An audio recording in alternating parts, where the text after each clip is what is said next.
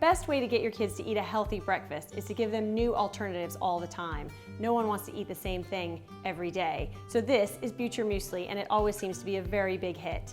Simple, oat-based breakfast. You just take gluten-free rolled oats. I always use gluten-free because they taste exactly the same, and why add the gluten if you don't have to? Just a couple of cups. The great thing about this recipe is that it keeps for many days. So if you make it on a Sunday, you can eat it Monday and Tuesday, and that makes life easier in the morning. Then I'm gonna add in walnuts. You can use any nut that you like, but walnuts have a nice texture. Just crunch them up.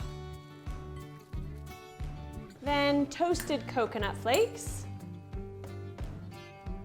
Again, about a tablespoon or 2 tablespoons, depending on how many kids you have and how much you're making.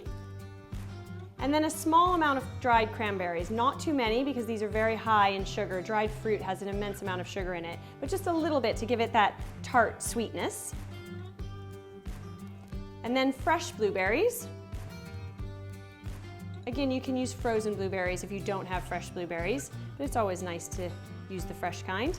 And then 1 grated apple. I've grated this already, but you just take an apple, grate it up, add it in. It's the traditional ingredient in Bircher Muesli.